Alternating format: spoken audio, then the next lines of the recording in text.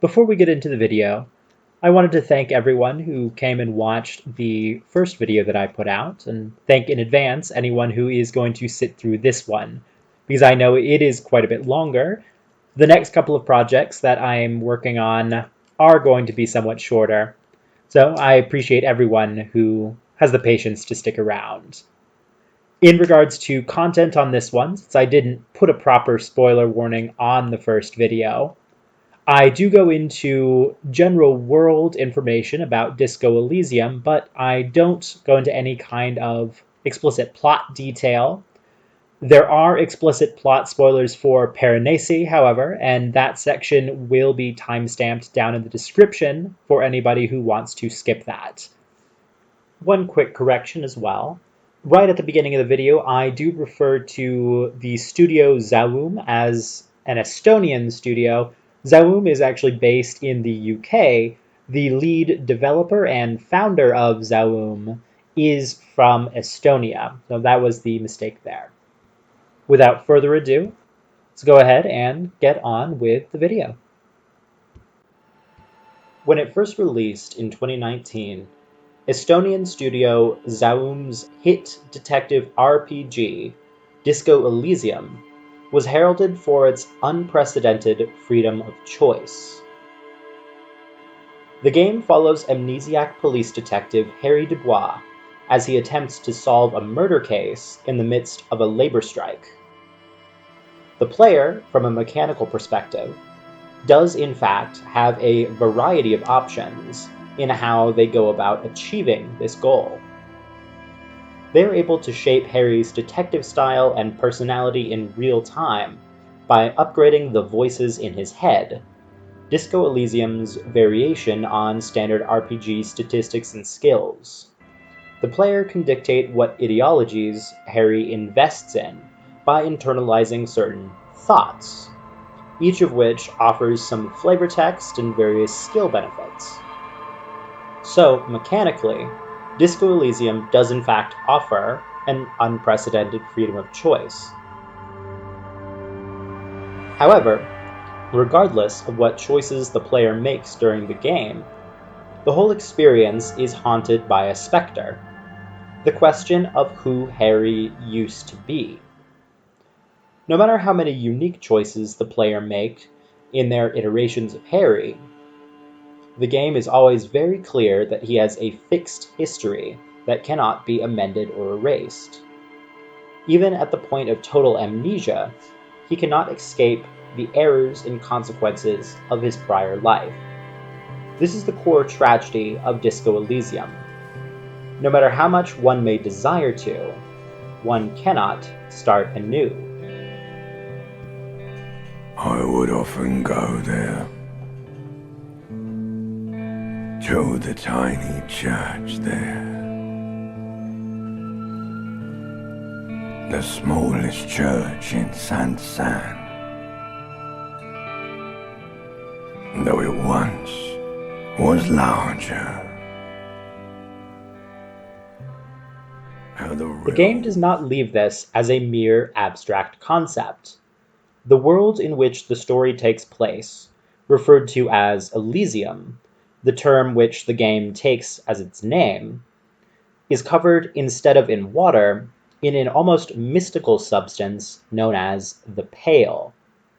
The Pale is the near impenetrable connective tissue that separates the land masses of Elysium, called Isolas, as it is described in the game.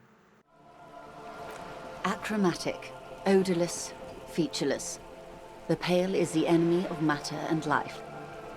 It is not like any other, or anything in the world. It is the transition state of being into nothingness. An uproar of matter, darling, rising into the Pale, rolling, evaporating even, a great vision. The area of transition between the world and the Pale is called porch collapse. Imagine a grey coronal mist, cold vapour marked by spores of an opportunistic microorganism, a mould that's adapted to grow at the edge of the unrest. It's The most disco thing you will ever see. This immeasurable, inscrutable substance is Disco Elysium's physical representation of the specter in the story. It is the embodiment of dead history. The Pale somehow consists of past information that is degrading. It is rarefied past. One can see this in how it affects the mind. One of Disco Elysium's most interesting side characters is a woman known as the Pale Driver, a long-haul trucker forced to spend extended periods of time traversing the Pale to make a living. When the player first encounters her, she is unresponsive, lost in what is initially painted as a fantasy. Later, when she does speak, she comes off as disoriented, unable to separate the real and the imagined. She will tell the player stories of far-off places in distant times. Whether these stories are her memories, simple fictions, or the memories of somebody else is an open question. It is unquestionable, though, that her time in the Pale has left her in a state of perpetual reverie. Another character, corporate negotiator Joyce Messier, describes the effect as the human mind becoming overradiated by the past.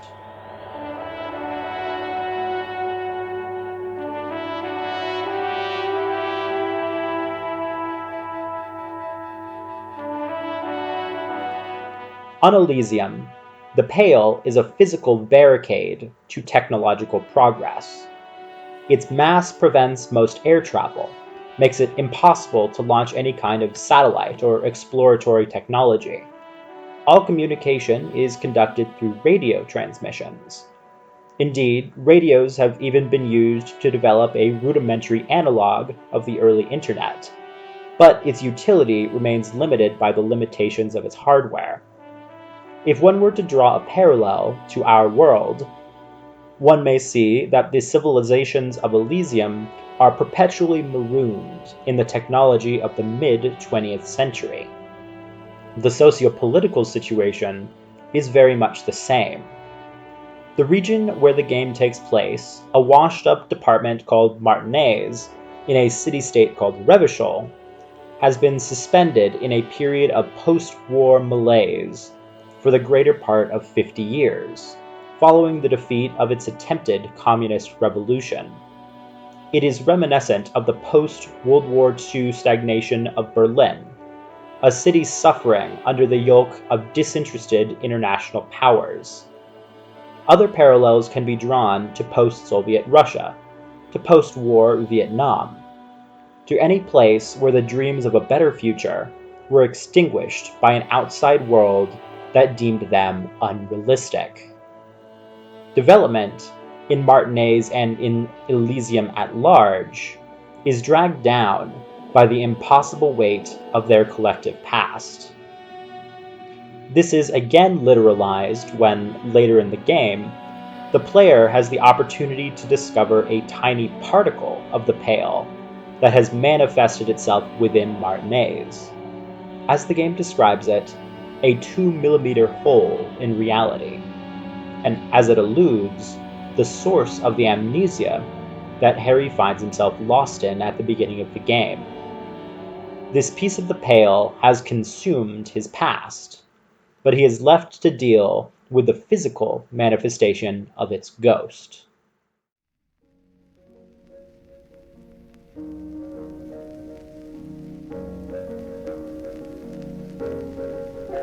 Keeping this in mind, it is easy to see how Disco Elysium is the perfect representation of hauntological fiction. Hauntology, a concept first discussed by the French post-structuralist philosopher Jacques Derrida, refers to the state of the present being haunted by lost futures.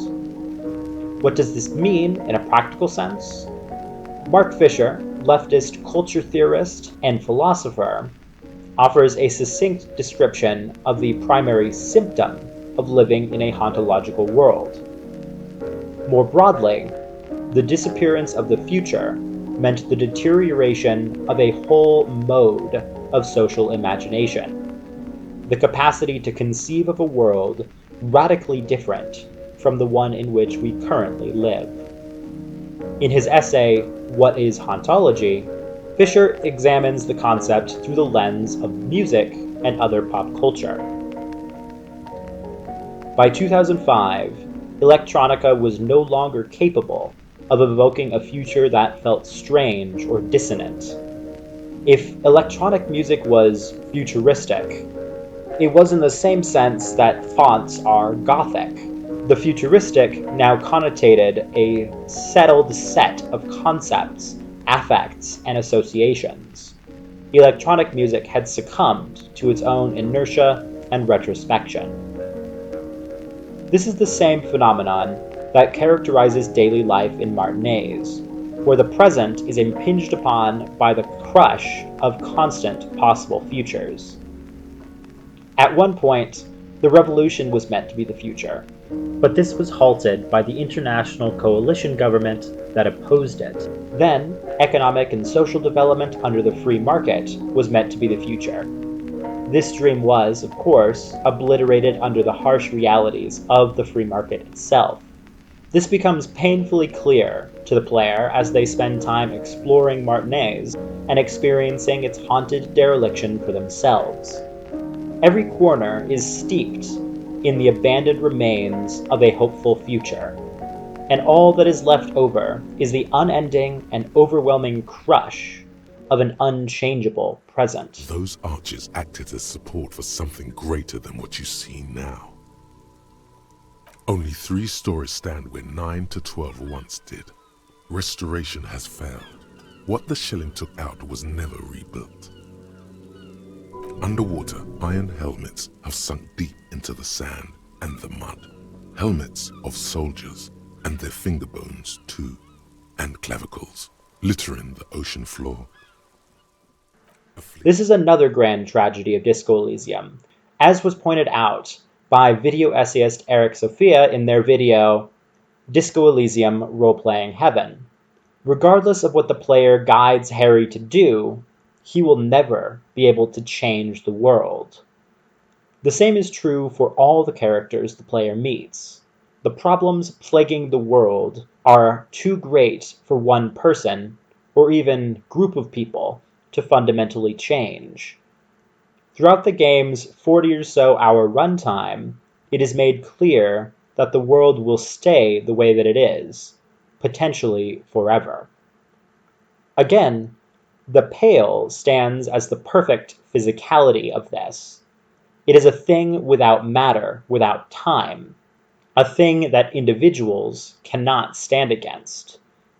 Just as the weight of the past grows heavier with each passing day, the Pale is expanding year by year, and there is nothing that anybody can do about it. The Pale outweighs reality 2 to 1. There is more Pale than there is matter, and the ratio is slipping. One of the few measurable effects of the Pale is that it is expanding at an unknown rate. An intuitive conclusion of that development is that one day the Pale will cover everything. Off we go. You see the hanged man's mouth open. One and all. They say Pale is death, but for the universe.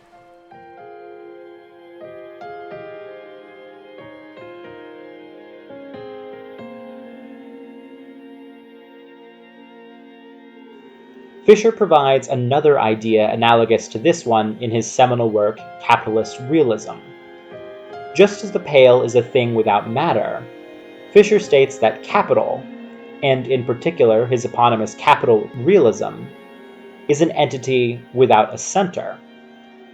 This is the fundamental struggle with individual actions against capitalism. There is no central power to appeal to. The damaging properties of capital are systemic, and no individuals within the structure that result from capital can be held wholly responsible for its negative actions and effects. Speaking in particular about the 2008 banking crisis, Fisher asks, does anybody really think, for instance, that things would improve if we replaced the whole managerial and banking class with a whole set of better people? Surely, on the contrary, it is evident that the vices are engendered by the structure, and that while the structure remains, the vices will reproduce themselves. One can see this question manifesting in the non-fantastical problems facing the citizens of Martinaise. One of the game's central conflicts is the ongoing strike of the local dockworkers union. The public end goal of the union leader Everard Clare is presented in the succinct slogan, "Every worker a member of the board." He wants all of his workers to be party to any decision made by their multinational employer, Wild Pines. Clark's overarching goal, one that is unstated but well understood by union members and the Wild Pines board alike, is to use the strike conflict to seize power in Martinaise, and at some point convert the district into a workers' state. He is aiming at a miniature reenactment of the revolution 50 years earlier, and by the end of the game, it seems clear that he may very well succeed. By the time the credits roll on Disco Elysium, though, the player is left with the same lingering question as Fisher.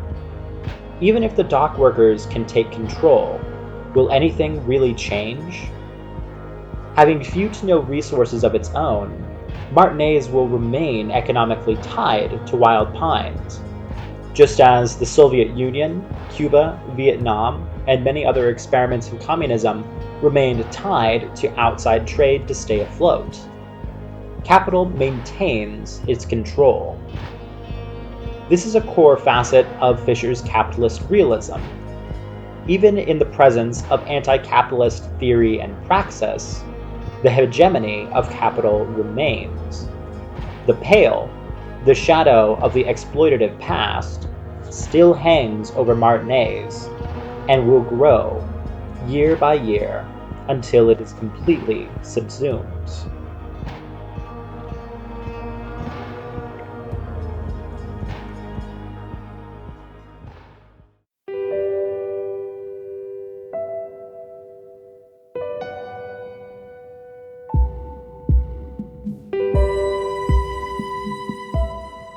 What, then, is the alternative? One other path can be found in the framing of the thing. The past is inevitable.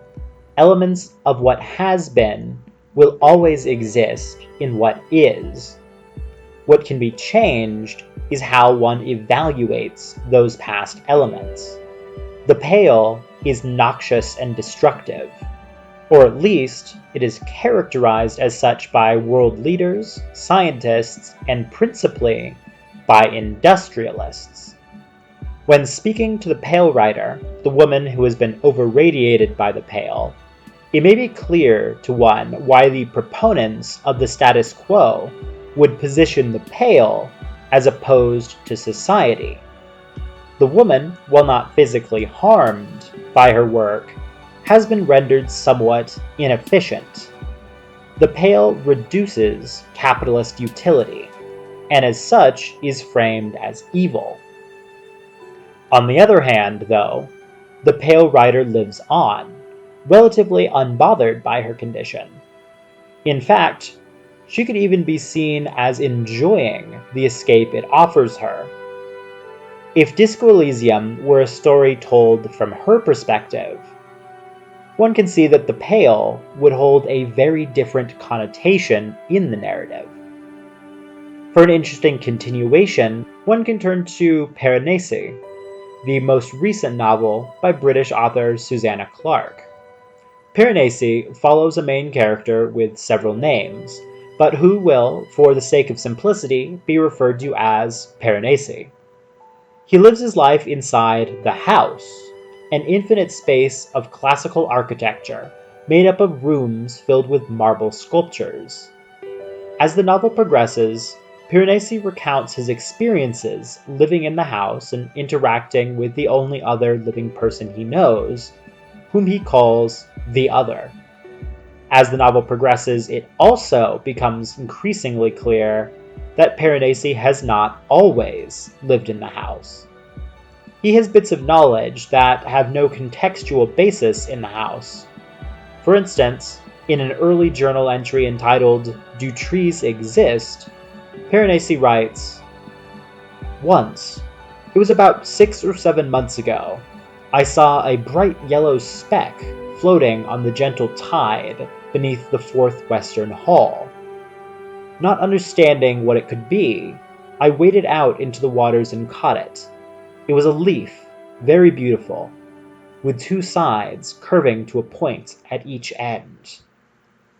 He writes this despite having never seen a tree, or even another leaf, within the section of the house he occupies. The gap in his contextual knowledge remains, at this point, unnoticed by Piranesi, but is planted to light the question in the mind of the curious reader. Was Piranesi gifted with certain instinctual knowledge by the house, or is there more to his mind than even he is aware? In this way, Clarke's readers experience Piranesi as a character in a similar way that Disco Elysium's players experience Harry Dubois.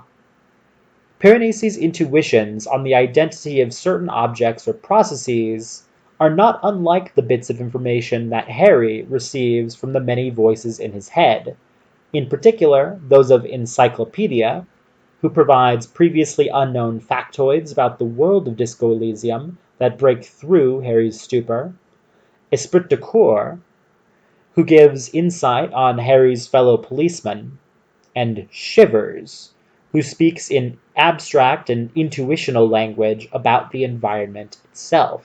House. It's where you belong. Outside, the howl of the wind has picked up. The waves crash against the stilts again. It's as if you think the thought, but in someone else's voice. Look under the floorboards. Both characters exist in a foggy milieu of an unknown world, with the gaps in their knowledge filled in by unconscious sources. The similarities continue.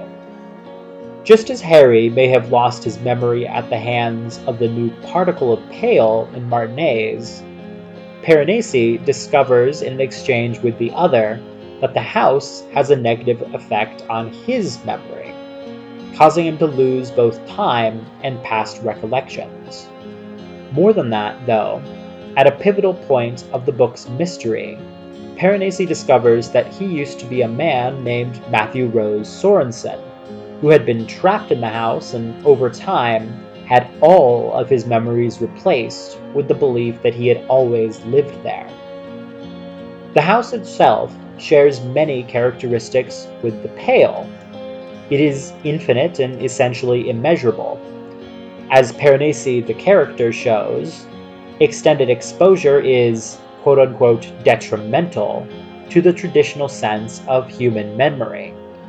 And just as Disco Elysium describes the Pale as rarefied past, the house is a place shaped by lost understandings of the real world. As stated in the book by Lawrence Arne Sales, an academic and occultist who theorized the existence of the house, the house was created by ideas flowing out of another world, a process he compares to water flowing through the earth to create caves. Along these same lines, Piranesi as a character is also very similar to the Pale Driver. Just as she has been fundamentally changed by her exposure to the Pale, it is indeed implied that all of her own memories have been lost to its tides. Matthew Rose Sorensen was irrevocably changed into Piranesi by the power of the house. However, even when confronted with fragments of what they used to be, neither character vilifies the force that has changed them. Indeed, one of Piranesi's defining characteristics is his unwavering love and devotion for the house as an entity. Throughout his journal entries, he returns to the refrain, The beauty of the house is immeasurable, its kindness infinite. Even in the final third of the book, when he sits down and reads the journal entries that he had written before he lost his memories, and he discovers the existence of Matthew Rose Sorensen, he remains forever devoted. It will last forever.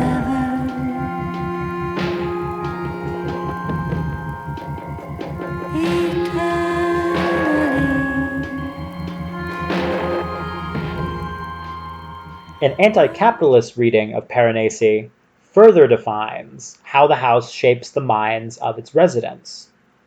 In order to enter the house, Arne Sales states that one must return to the place in which one had stood before the iron hand of modern rationality gripped one's mind. And it is not a stretch to read this as the iron hand of capital. The ideas whose flow shaped the house came from a time when humans lived in harmony with the world around them. In his theories, Arne Sales postulates that the people of this era were able to communicate with nature itself. They were able to gain great resources this way, while also being able to give back the things that the environment needed in return. As people became more covetous and more determined to hoard the resources they had access to, when the dominion of capital began to take its hold, these early people lost the ability to speak to nature and to shape it to their mutual benefit. The house offers the opportunity for its residents to return to this state, to abandon modernity, to live on one's own means, and to connect on a much deeper level with the natural forces that also occupy the house's walls. When the reader first meets him, Piranesi is entirely self-sufficient, having learned how to traverse the house and how to coexist with its other animal inhabitants. He speaks to the birds that live there, and in return, he can divine messages from them. He treats the fish he captures for food with respect. He honors the remains of residents that came before him, his ancestors in a way, by elevating them on pedestals, comforting them, leaving them offerings of food. In short, the Piranesi that the readers encounter exists in a state of equilibrium with the world around him. This is an alternative perspective on the weight of the past, not as a force that haunts the world and inhibits progress, but as a force that offers a new identity, potentially free from the sicknesses that the world engenders. Piranesi sees Matthew Rose Sorensen, his past self, as somebody weighed down by the burdens of employment, of money, of constant anxiety, the forces of capital that define the modern world. These are the yokes that the house offers an escape from. In the house, it is the outside world, not the ideas of the past, that haunt its residents. Of course, one can't explore this interpretation without also discussing the noble savage. The noble savage is an idea that originates with French Enlightenment philosopher Jean-Jacques Rousseau, and essentially depicts an individual uncorrupted by the evils of the modern world. Rousseau believed that this was mankind's original state, with humans existing as solitary creatures who respected one another and only consumed as many resources as one needed to survive. In modern media, though, the noble savage is used as a trope for depicting members of indigenous groups or other characters meant to be seen as quote-unquote exotic. One can see major uses of the trope in early radio and television characters, like the Lone Ranger's Native American sidekick, Tonto, or actor Iron Eyes Cody as seen shedding a single tear in the famous Keep America Beautiful PSA campaign.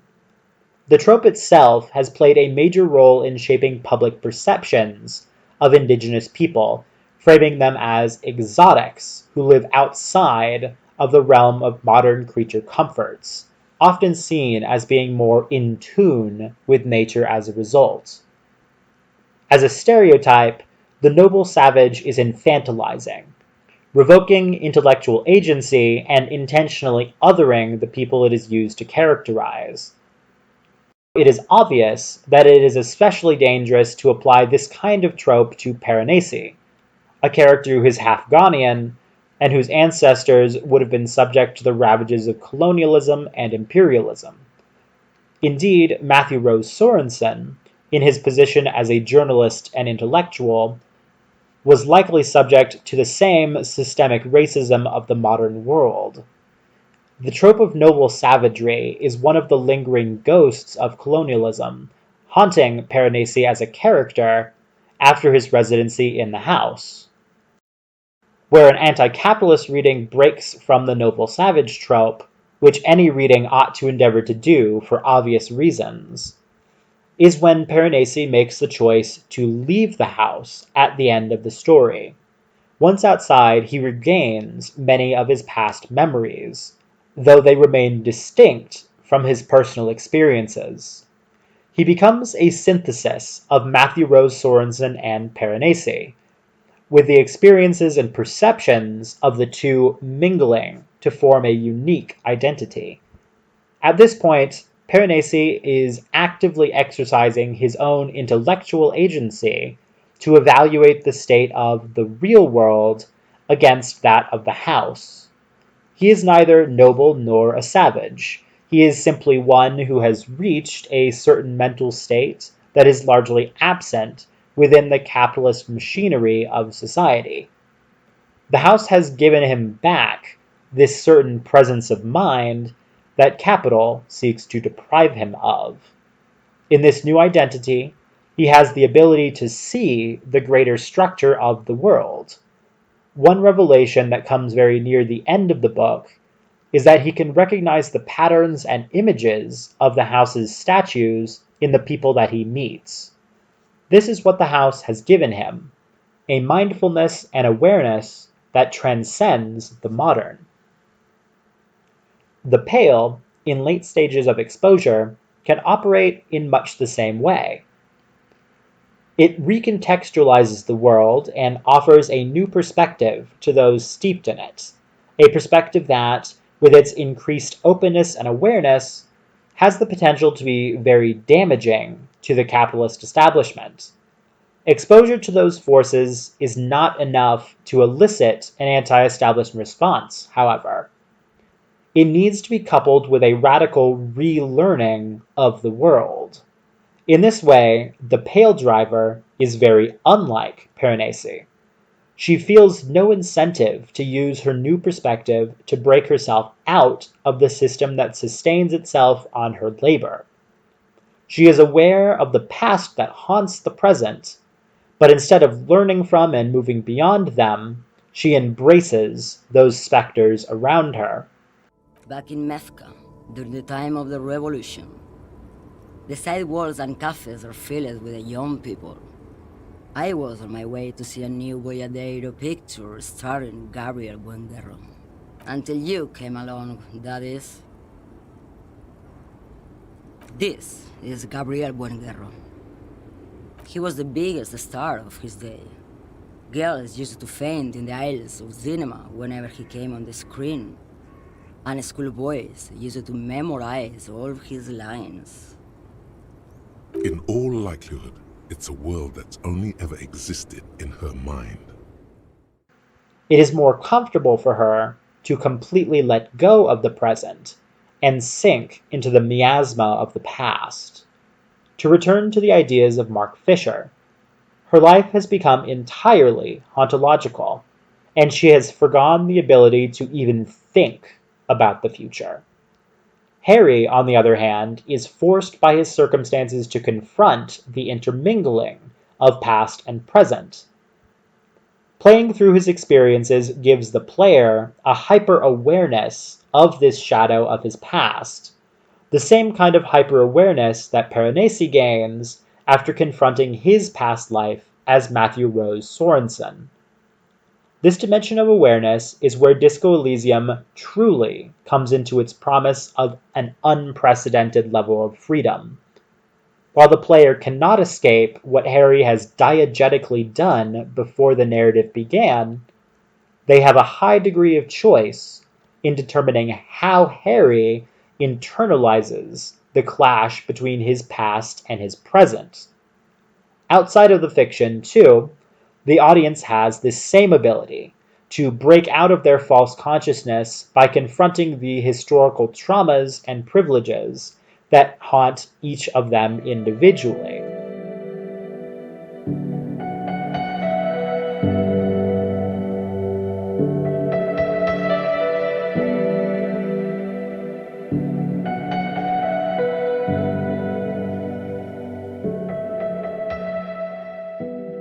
In reality, there is no magical force that can impose this confrontation on us.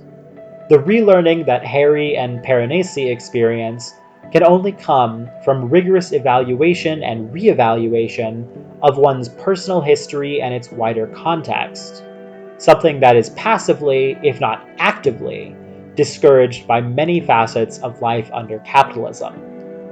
In most recent history, one can look at former US President Donald Trump's ban on critical race theory, an educational framework focused on examining America's past and present patterns of systemic racism in federal institutions. Critical race theory is just one of the many modern disciplines that seek to frontline the interrogation of the weight of the past on societal structures. These frameworks offer the best opportunities to learn from the past in a productive manner and to open avenues for a brighter future.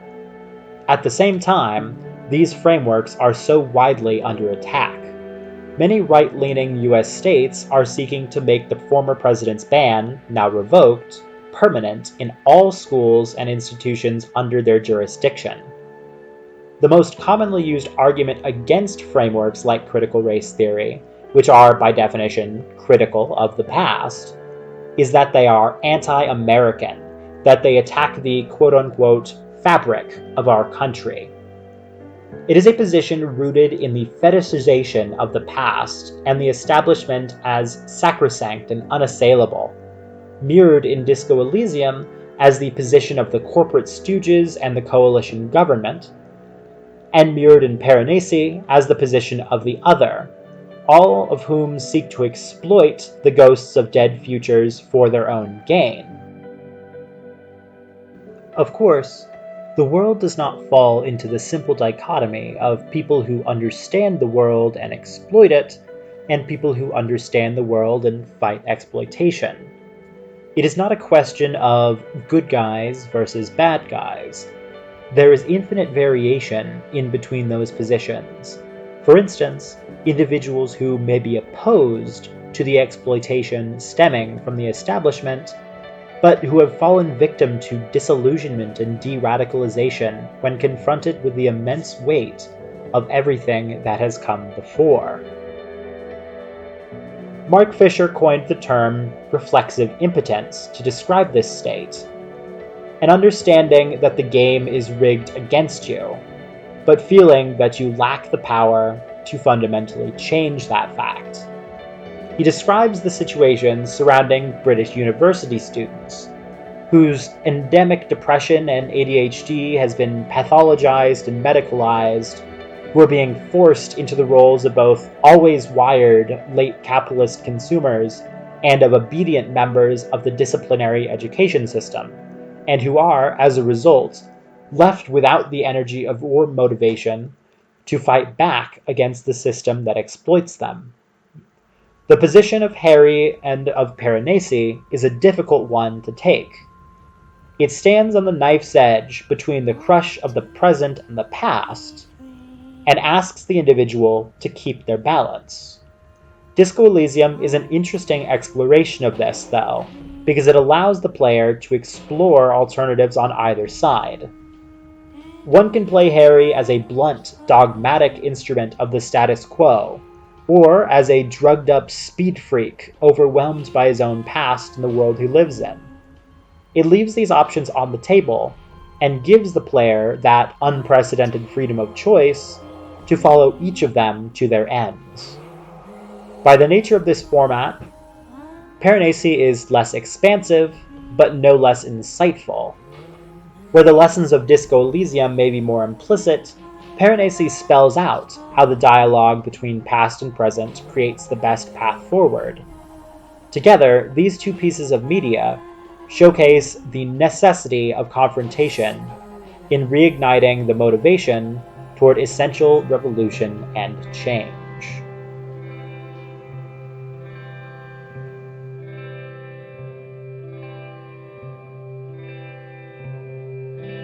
I would often go there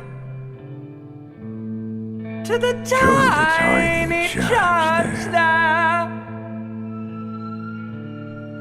the smallest church in Sansan. Now it once was larger. How the realm may rest there, down through the mist there, Toward the seven sisters, towards those pale cliffs there. I would often stay there, in their tiny yard there. I have been so glad here, looking forward to the past here. But now you are all alone. None of this matters. Now, none of this matters at all.